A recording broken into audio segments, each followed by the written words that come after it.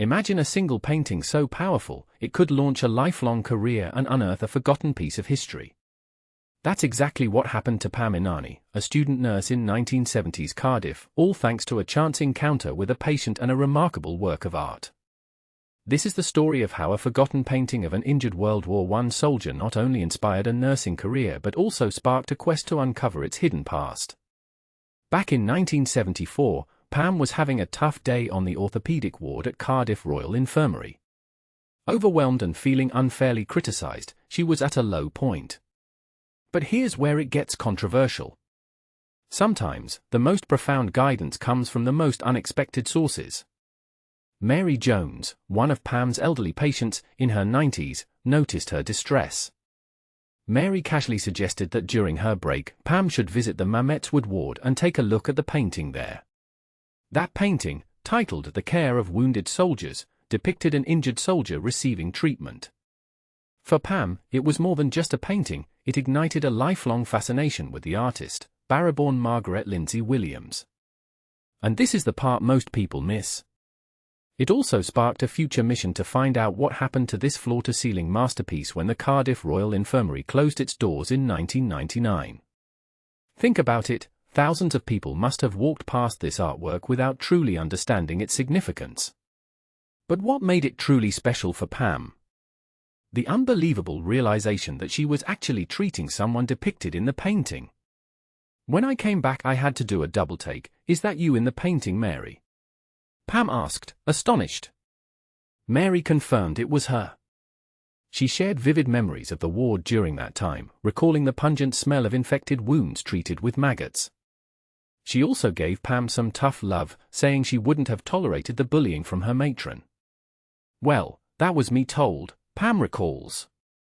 The painting, unveiled in 1924, adorned the ward named after the infamous World War I Battle of Mamet's Wood, a brutal conflict where over 4,000 Welsh troops perished and around 10,000 were wounded. Later, the painting was moved to the main foyer of the infirmary. Pam's nursing career took her across the globe, including stints in Canada and Saudi Arabia, and over 30 years in the intensive care unit at the University Hospital of Wales in Cardiff. All along, she carried the painting and Mary Jones's message with her.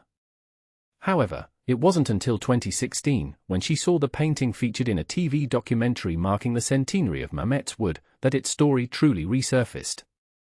There it was, hanging on the wall of Robertson Hall at the Royal Military Academy at Sandhurst, she exclaimed. "I had to know how it had got there." Pam's investigation revealed a shocking tale.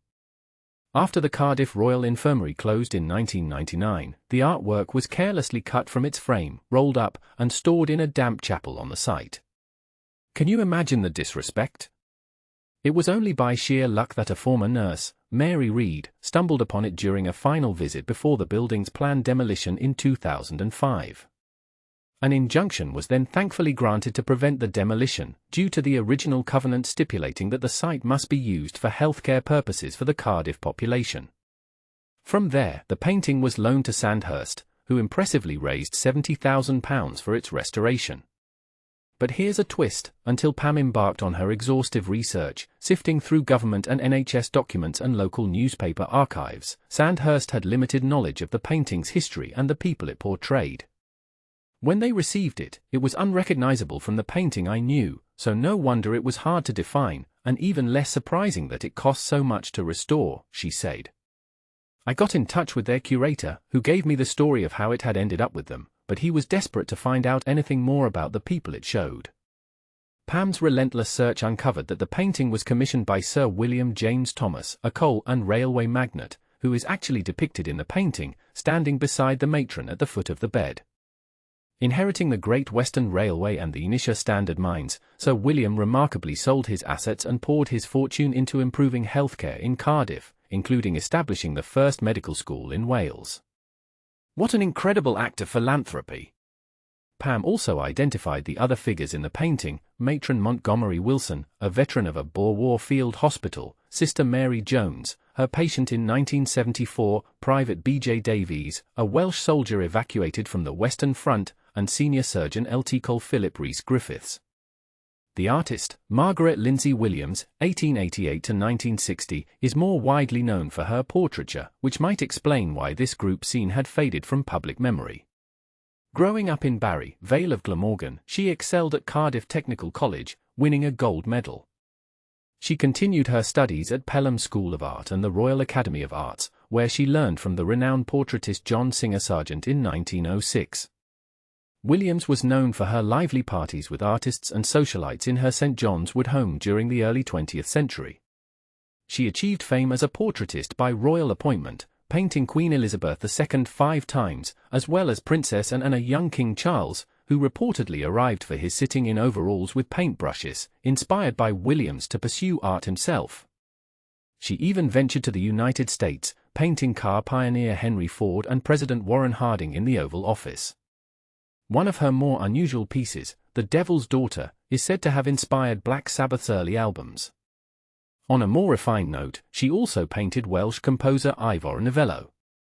Williams passed away on June 4, 1960, just before her 72nd birthday.